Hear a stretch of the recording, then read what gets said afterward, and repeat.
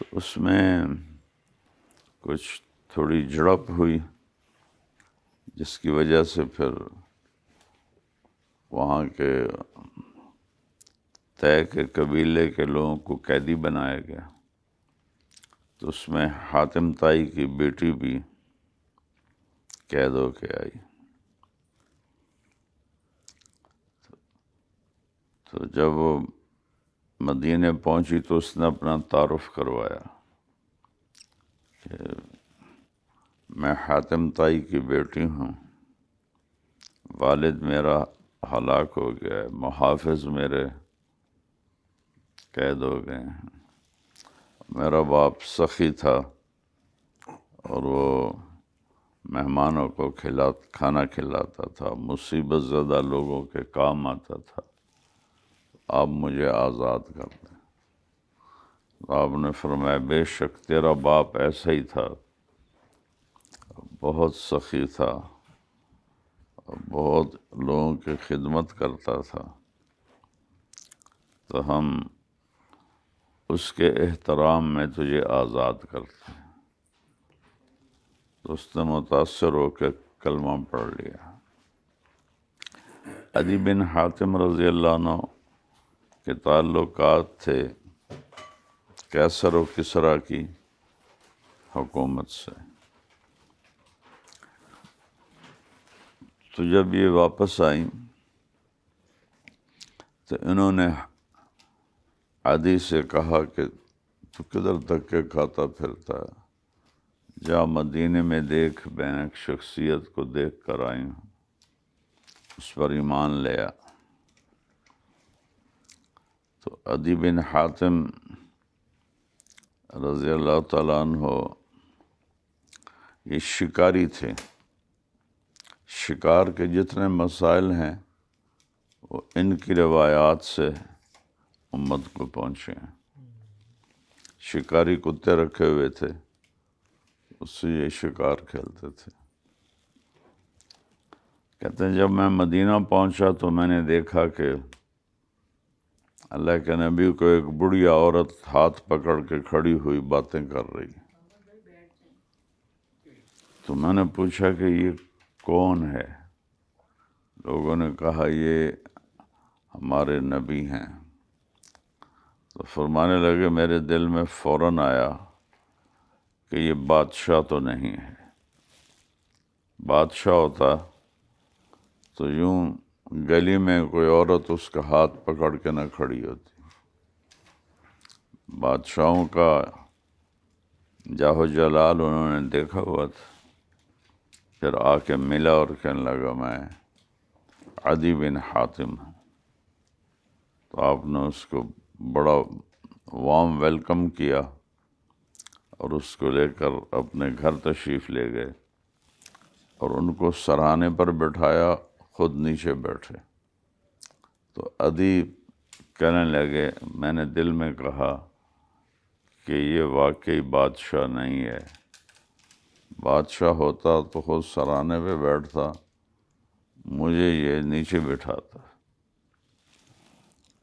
تو آپ نے فرمایا عدی اسلم تسلم، کلمہ پڑھ لیں کامیاب ہو جائے گا۔ یہ عیسائی تھے، حاتم طائی بھی عیسائی ہو گیا تھا۔ اللہ عالم فطرت پہ مرا ہے تو شاید اللہ بخشش کر دے۔ وہ کہنے لگا انی علی دین، عدی کہنے لگے میرا بھی دین ہے۔ آپ نے فرمایا مجھے پتہ ہے تیرا دین رکوسیہ ہے، عیسائیت کا ایک فرقہ، اور اس میں فلاں چیز کا لینا حرام ہے لیکن تو استعمال کرتا ہے۔ وہ چیز بھول گئے تو عدی ایک دم چپ ہو گئے۔ پھر کہنے لگے پتہ کیا بات ہے، تو کلمہ اس لیے نہیں پڑھ رہا کہ میں کسی دین پر ہوں، تو کلمہ اس لیے نہیں پڑھ رہا کہ تو دیکھ رہا ہے کہ انما اتبعہ ضعفۃ من الناس، من لا قدرۃ لهم وقد رمتهم العرب مع حاجتهم۔ تو یہ دیکھ رہا ہے کہ میرے ارد گرد جو ساتھی ہیں وہ غریب لوگ ہیں، بے طاقت ہیں، عربوں نے ان کو ملک سے نکال دیا ہے، اپنے گھروں سے، تو تیری مان کے مجھے کیا ملے گا، تیرے تو اپنے غریب لوگ ہیں۔ تو عدی خاموش ہو گئے۔ پھر آپ نے فرمایا کہ لعلک یمنعک من الدخول فیہ ما تری من کثرت عدوہم وقلت عددہم۔ دوسرا تجھے یہ خیال ہے کہ دشمن اس کے زیادہ ہیں، دوست اس کے تھوڑے ہیں، تو اس کی کہاں چلے گی، میں اس کے ساتھ لگوں تو مجھے کیا ملے گا۔ پھر تیسرا فرمایا لعلک یمنعک من الدخول فیہ انک تری ان السلطان فی غیرہم۔ اور تجھے یہ خیال آ رہا ہے کہ بادشاہت تو اس کے دشمنوں کے پاس ہے، اس کے تو ساتھیوں کے کپڑے بھی پورے نہیں ہیں، تو اس کے پیچھے چل کے مجھے کیا ملے گا۔ تو پھر آپ نے فرمایا عدی واللہ لیتمن اللہ ھذا الامر، اللہ کی قسم اللہ میری بات کو زندہ کر کے دکھائے گا۔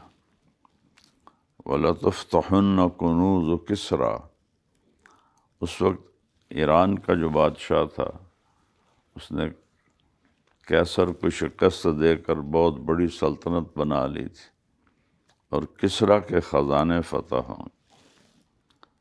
اور کسریٰ روٹی کے ٹکڑے کو بھی کہتے ہیں، روٹی کے ٹکڑے۔ تو عدی بن حاتم شک میں پڑ گئے، کہنے لگے کون سا کسریٰ؟ ہرمز کا بیٹا کسریٰ، کسریٰ بن ہرمز؟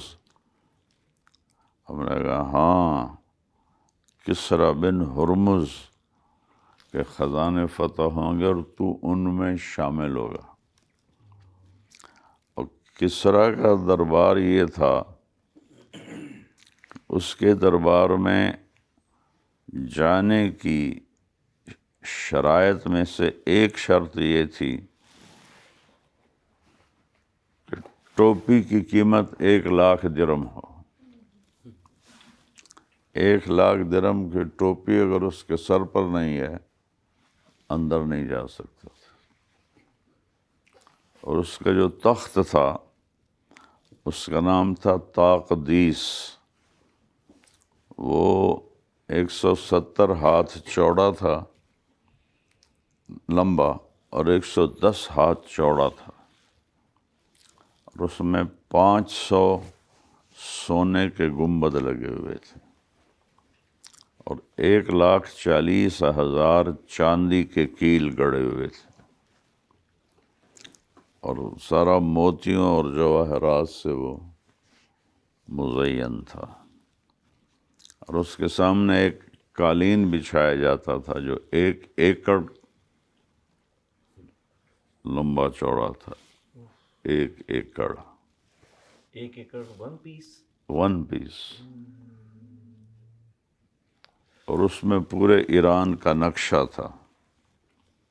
تو ہر گورنر کو اس کے صوبے میں بٹھاتا تھا، پھر موتیوں کے ذریعے سے نہروں کا نقشہ بنایا تھا، ایسے موتیوں کی لڑی جا رہی تو یہ نہریں ہیں، اور زمرد کے وہ درخت اس نے اس میں لگائے ہوئے تھے۔ حضرت عمر کے زمانے میں جب وہ فتح ہو کے مال غنیمت بن کے مدینے میں آیا تو آپ نے صحابہ سے پوچھا کہ اس قالین کا کیا کریں؟ تو سب نے کہا اس کو محفوظ رکھیں، یہ تاریخی یادگار ہے۔ حضرت علی نے فرمایا کہ یہ تاریخی یادگار نہیں ہے، یہ کفر کی یادگار ہے۔ لہذا اس کو ٹکڑے کر کے تقسیم کر دو۔ تو اس کا ایک بالشت ٹکڑا 1,00,000 درہم میں فروخت ہوا۔ ایک بالشت ٹکڑا ایک ایکڑ میں کتنے بالشت ہوں گے؟ تو اب عدی بن حاتم نے یہ جاہ و جلال دیکھا ہوا تھا، مدینے میں دیکھا تو اصحاب صفہ بیٹھے ہوئے جن کے پاس کرتا بھی نہیں تھا، چادریں باندھ کے ایک دوسرے کی اوٹ میں بیٹھے ہوئے تھے، تو ان کو تو یہ خیال آنا تھا کہ یہ کیا باتیں کر رہا ہے۔ تو آپ نے فرمایا تو نے حیرہ دیکھا ہے؟ حیرہ عراق کا شہر تھا، عرب کے بارڈر پر، اب بھی ہے۔ کہنے لگا دیکھا تو نہیں، سنا ہوا ہے۔ تو اب نے کہا وَلَا تَخْرُجُ الزَّعِينَةُ مِنَ الْحِيرَةِ فِي حُلِيِّهَا وَحُلَلِهَا وَتَطُوفُ بِبَيْتِ اللَّهِ لِوَحْدِهَا لَا تَخَافُ عَلَى نَفْسِهَا إِلَّا اللَّهِ کہ حیرہ سے ایک جوان لڑکی زیور اور کپڑے سے لدی ہوئی اکیلی مکے تک آئے گی، طواف کرے گی، اور اسے نہ مال کے لٹنے کا ڈر ہوگا نہ عزت کے لٹنے کا ڈر ہوگا۔ تو حیرہ اور مکہ کے درمیان بنو طے کا قبیلہ تھا۔ تو حضرت عدی کہنے لگے میں نے اپنے دل میں کہا فَأَيْنَ دُعَارُ بَنِي طَيْ الَّذِينَ سَعَرُوا الْبِلَادِ، میرے قبیلے کے ڈاکوؤں سے بچ کے کہاں جائے گی جنہوں نے پورے عرب میں آگ لگا رکھی ہے۔ تو دل میں یہ ان کے خیال آیا۔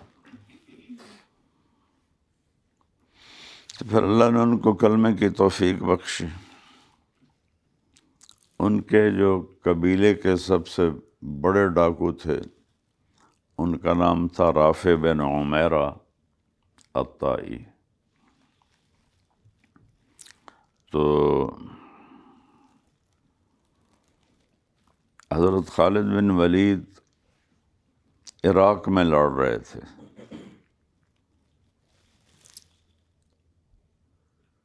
ایاز بن غنم اور خالد بن ولید یہ دو صحابہ قائد تھے لشکر کے۔ تو یرموک میں رومی اکٹھے ہونے شروع ہو گئے فیصلہ کن جنگ کے لیے۔ تو حضرت ابوبکر صدیق نے خالد بن ولید سے فرمایا کہ تو عراق چھوڑ دے اور فوراً ملک شام پہنچ کہ وہاں رومی اکٹھے ہو رہے ہیں۔ تو شام سے عراق کے 2 راستے تھے، ایک راستہ جو معمول کا تھا وہ 21 دن کا تھا،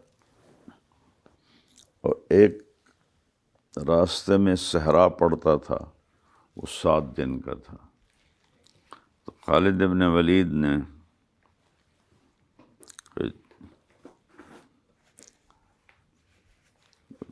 5,000 کا دستہ عراق کی فوج میں سے چنا اور اعلان کیا کہ میں صحرا سے گزروں گا۔ تو صحابہ نے کہا سارے پیاسے مر جائیں گے۔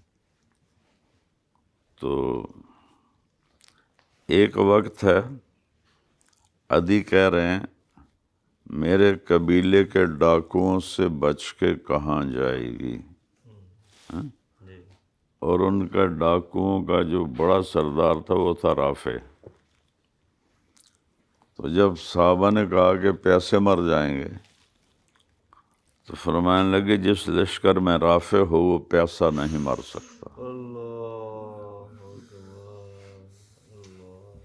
یہ وہی رافع ہے جی؟ یہ وہی رافع۔ اللہ سبحان اللہ۔ لن یہلک جیش وفیہ رافع بن عمیرہ. تو انہوں نے اونٹوں کو پانی پلایا اور ٹکا کے، ان کے تھیلیاں ہوتی ہیں جس میں پانی سیو ہو جاتا ہے. تو 2 دن تو انہوں نے اپنے مشکیزے چلائے، پھر 2 دن اونٹ ذبح کر کے ان کا پانی نکالا اور وہ پیا. پھر 2 دن وہ پیاسے چلے اور تیسرے دن وہ سارے گر پڑے. کہنے لگے اب یا پانی مہیا کر یا موت ہے. تو پھر آپ نے کہا رافع کو بلاؤ. رافع آئے تو ان کی آنکھیں خراب تھی. تو کہنے لگے رافع پانی چاہیے، انتظام کر. ہاں، کہنے لگے مجھے تو سچویشن کا پتہ نہیں چل رہا کہ ہم کدھر ہیں، میری آنکھیں خراب ہیں. کہا ہم بتاتے ہیں، پوچھو کیا پوچھنا. تو انہوں نے پوچھنا شروع کیا کہ ادھر کیا ہے، ادھر کیا ہے، ادھر کیا ہے، ادھر کیا ہے. کہنے لگے کہیں کوئی چھوٹی چھوٹی جھاڑیاں نظر آتی ہیں دور یا نزدیک؟ تو صحابہ کہنے لگے ہاں نظر آتی ہیں، مجھے وہاں لے چلو. وہاں لے گئے اور ایک جگہ سے پاؤں مارا، وہاں سے چشمہ نکلا. سارے لشکر نے رج کے پانی پیا، مشکیزیں بھر لیے اور یرموک کی جنگ میں پہنچے. 7-8 دن یہ جنگ چلتی رہی. تو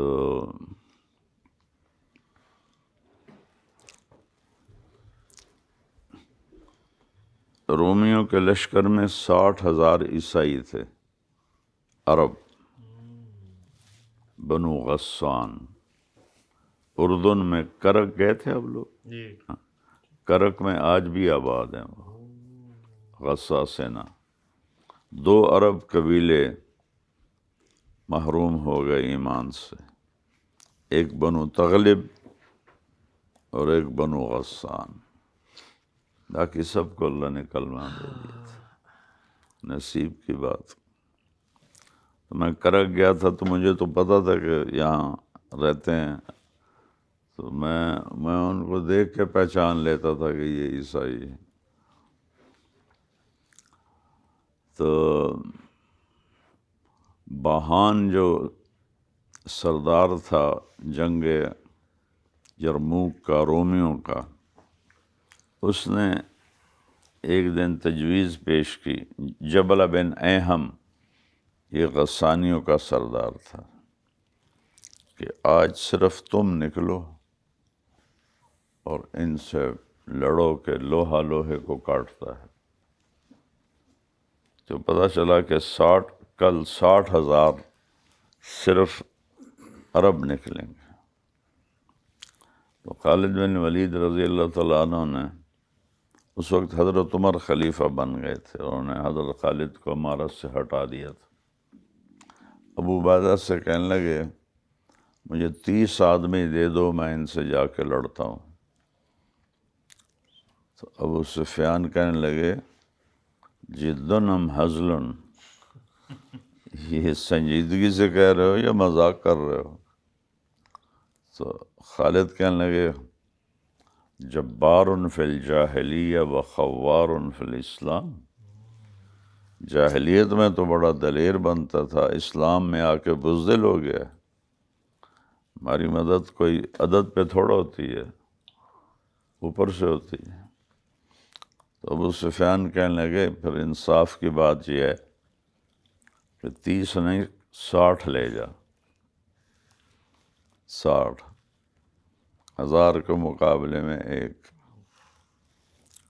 ابو عبیدہ رضی اللہ عنہ کہنے لگے ابو سفیان ٹھیک کہہ رہا ہے.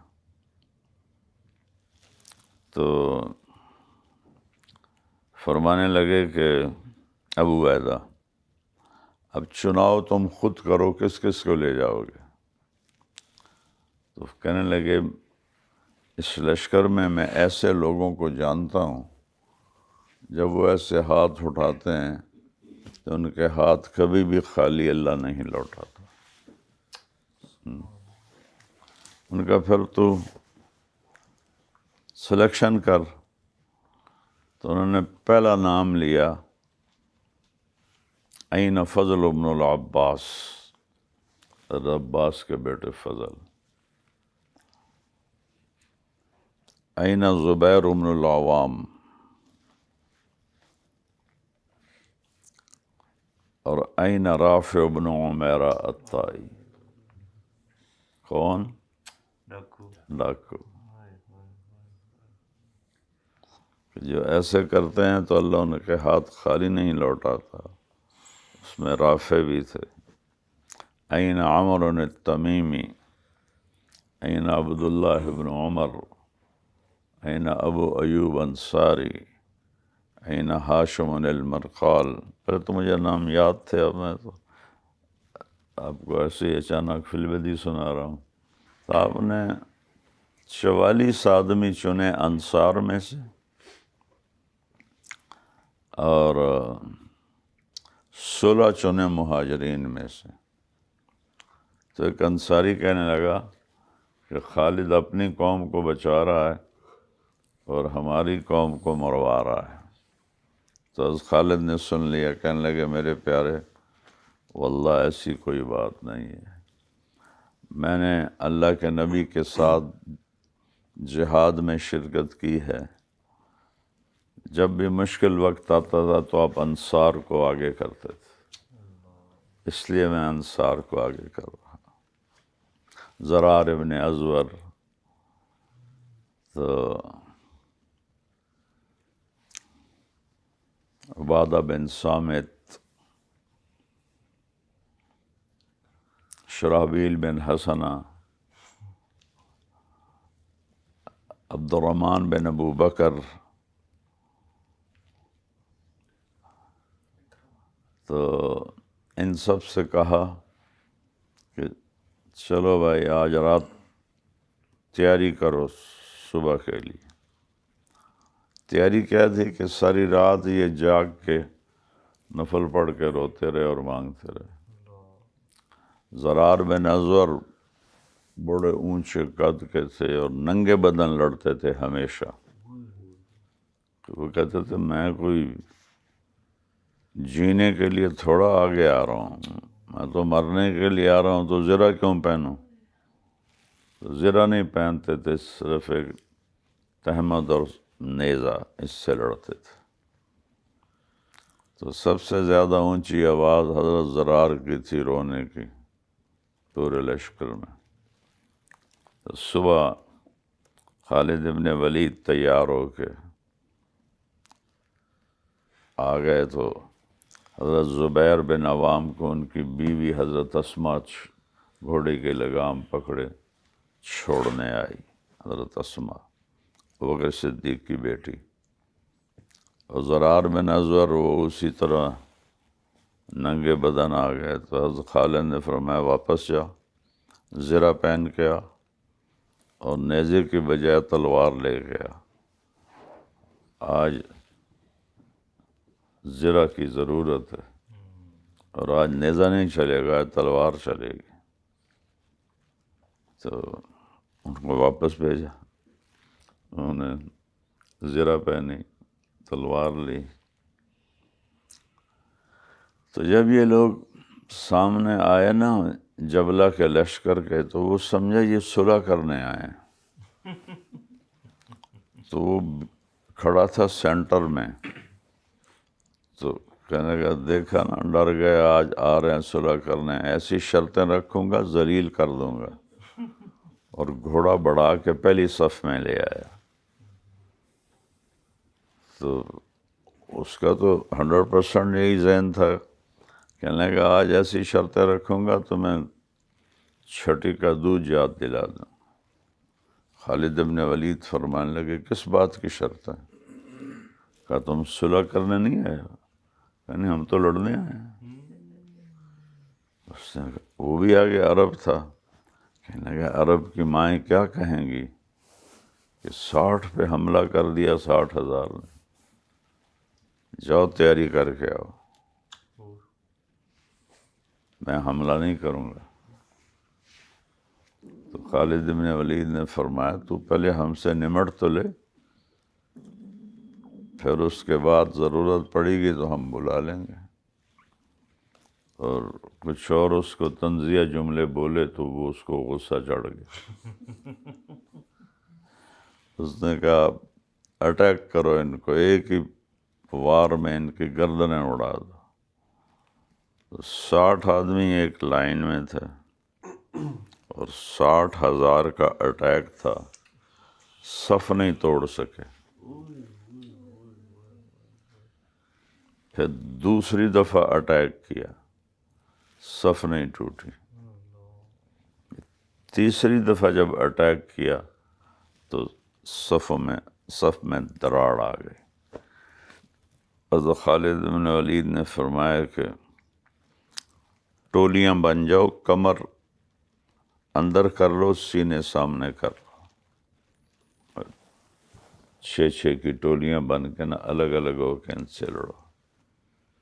تو عبداللہ بن عمر فرماتے ہیں کہ اللہ بھلا کرے خالد بن ولید کی ٹولی کا, کہ اس میں فضل بن عباس تھے, زبیر بن عوام تھے, عبد الرحمن بن ابی بکر تھے, زرار بن ازور تھے, رافع بن عمیرہ الطائی تھے, اور عمر تمیمی تھے. یہ 6 آدمی تھے. اور 20 دفعہ روم نے حملہ کیا خالد کی ٹولی پر ان کو مارنے کے لیے. اور 20 میں سے کسی ایک کو, 6 میں سے کسی ایک کو زخمی بھی نہ کر سکے. اکیلے فضل بن عباس اور زبیر بن عوام آگے بڑھ کر ان کا منہ پھیر لیتے تھے اور نعرہ لگاتے, یا معشر الکلاب تباعدوا عن اصحاب رسول اللہ صلی اللہ علیہ وسلم, دفعہ دور ہو جاؤ ہمارے نبی کے صحابہ سے. اور شرحبیل بن حسنہ وہ زور زور سے یہ آیت تلاوت کر رہے تھے, ان اللہ اشتری من المؤمنین انفسهم واموالهم بان لهم الجنہ. قرآن اس طرح وہ سمجھے. بھلا ہم لیٹ کے قرآن پڑھتے ہیں, ہمیں کیا سمجھ میں آئے گا کہ اللہ نے بے شک ایمان والوں کے جان اور مال کو خرید لیا جنت کے بدلے. اب ذرا اس ساتھ میں غور کریں. میں آپ کو یہ موبائل دکھاؤں, میں کہوں یہ 10 کروڑ کا ہے, تو آپ میرا مذاق اڑائیں گے, ٹھیک ہے نا؟ مولوی صاحب کوئی عقل کی بات کرو, یہ 10 کروڑ کا, یہ 5-6 لاکھ کا سارا ہے. اب اس آیت پہ غور کرو. اللہ تعالیٰ فرما رہا ہے کہ میں نے جنت کا تم سے سودا کیا ہے, اور جنت کا اتنا ٹکڑا, اس کے آگے کرو, یہ ناخن دیکھ رہے ہیں, یہ ناخن, یہ کسی بھی ناخن پر جنت کی کوئی چیز رکھی جائے گی تو کتنی ہوگی؟ جی بہت تھوڑی. میرے نبی نے فرمایا اس ناخن پر جنت کی کوئی چیز رکھ کے دنیا میں ایسے کر دو تو زمین سے لے کر آسمان تک خوشبو پھیل جائے اور روشنی پھیل جائے. حالانکہ 500 کلومیٹر کے بعد کوئی چیز ٹریول نہیں کر سکتی کیونکہ ہوا کوئی نہیں, لیکن یہ ایسی چیز ہے کہ آسمان تک اس کی خوشبو چلی جائے گی. اور دوسری حدیث میں آتا ہے کہ اس زمانے میں گھوڑے چلانے کے لیے چابک ہوتے تھے, ان کو میں ہنٹر کہتے ہیں, گھوڑا کہتے ہیں. تو چھوٹی سی چھوٹی ہوتی تھی, پتلی, اس کے آگے چمڑا ہوتا تھا. میرے نبی نے فرمایا کہ اگر ایک چابک جتنی زمین جنت میں سے نکال لی جائے تو اس ساری دنیا کے خزانوں سے زیادہ قیمتی، ساری دنیا کے خزانوں سے۔ جیسے معین کا ایک قطرہ زمین پہ گر جائے تو زمین میٹھی روٹی بن جائے گی، اور زقوم کا ایک قطرہ گر جائے جو جہنم کا ہے تو ساری زمین کڑوی بدبودار ہو جائے گی۔ اب ایک طرف جنت کی یہ قیمت ہے، پھر اس جنت میں اللہ کا دیدار، اس کا کوئی مول ہی کوئی نہیں ہے، نبیوں کا دیدار، اس کا کوئی مول ہی کوئی نہیں۔ پہلی ضیافت آدم علیہ السلام کریں گے سارے جنتیوں کی، پھر شیس علیہ السلام کریں گے، پھر نوح علیہ ادریس کریں گے، پھر نوح کریں گے۔ ہر نبی سارے جنتیوں کی ضیافت کرے گا، سب سے آخر میں ہمارے نبی ضیافت کریں گے جو سب سے عالی شان ضیافت ہوگی۔ پھر اللہ کہے گا اب میری ضیافت قبول کرو، پھر اللہ اپنی ضیافت کرائے گا، اپنا دیدار بھی کرائے گا، بات بھی کرے گا، کھانا بھی کھلائے گا۔ تو یہ جنت کہہ رہا ہے اللہ تعالیٰ کہ اے میرا بندہ، تیری جان اتنی قیمتی ہے کہ اس کے بدلے میں تمہیں جنت دوں گا۔ ان اللہ اشتری من المؤمنین انفسهم واموالهم، میں نے تمہارے جان اور مال کو خریدا ہے۔ تو خریدنے یعنی قیمت کیا ہے؟ جان اور مال، اور پروڈکٹ کیا ہے؟ بِأَنَّ لَهُمُ الْجَنَّةَ، پوری جنت تمہارے لیے میں نے عطا کر دی تمہاری جان اور مال کے بدلے میں۔ تو اس آیت کو وہ دہرا رہے تھے، پورے زور زور سے پڑھ رہے تھے، تو اس ماحول میں یہ آیت کیسے سمجھ میں آ رہی ہوگی؟ تو اثر ہو گئی، کوئی فیصلہ نہیں ہو رہا تھا۔ تو ابو عبیدہ کہنے لگے لشکر کشی کرو، خالد نے ہلاک کر دیا صحابہ کو۔ ابو سفیان نے کہا ہرگز نہیں، اب یہ بزدلی ہوگی، دونوں حال میں کامیابی ہے، شہید ہو گئے تو جنت میں جائیں گے اور بچ گئے تو فاتح ہوں گے۔ تو مغرب سے تھوڑی دیر پہلے خوفناک چیخ کی آواز آئی، اور سارے ان عیسائیوں کے دل دہل گئے، اور انہوں نے میدان چھوڑ کے بھاگنا شروع کر دیا اس چیخ کی آواز سن کے۔ تو خالد ابن ولید نے اعلان کیا پیچھا کوئی نہ کرے۔ اتنے میں دن ڈوب گیا۔ تو جب دیکھا تو ٹوٹل 20 آدمی کھڑے تھے۔ تو خالد بن ولید سے سر پیٹنے لگے، وہ میں نے اتنے صحابہ مروا دیے، عمر کو کیا جواب دوں گا؟ 60,000 کے مقابلے میں 40، اگر میں عمر کو کیا جواب دوں گا؟ تو رافع بن عمیرہ فرمانے لگے شمع جلاؤ اور دیکھو یہ جو مرے پڑے ہیں اس میں کتنے ہیں۔ تو جب وہ شمع جلائیں اور سب لاشوں کو دیکھا تو 5,000 عیسائی قتل ہوئے تھے اور 10 صحابہ شہید ہوئے تھے۔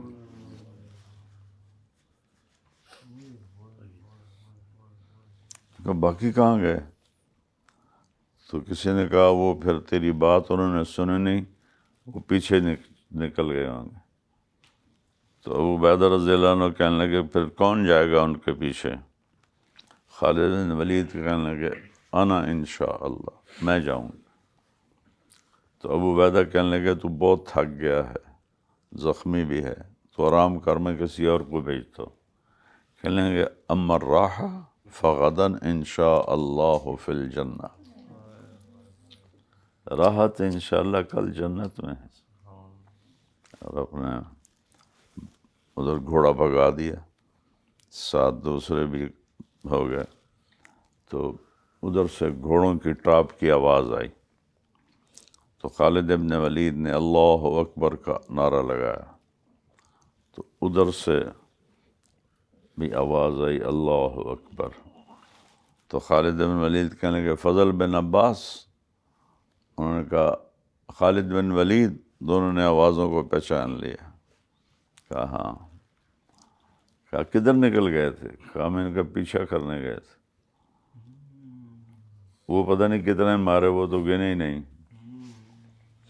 تو 39 میں سے 35 بسلامت واپس آ کر 5 کو رومیوں نے قید کر لیا تھا، پھر ان کو 2 دن کے بعد خالد ابن ولید چھڑا کے لائے تھے، 5 کے 5 زندہ سلامت چھڑا کے لائے تھے۔ من المؤمنین رجال صدقوا ما عاهدوا الله علیہ فمنهم من قضى نحبه ومن ينتظر وما بدلوا تبدیلا۔ کچھ میرے بندے ایسے ہیں جنہوں نے میرے ساتھ کیا وعدہ سچا کر دکھایا،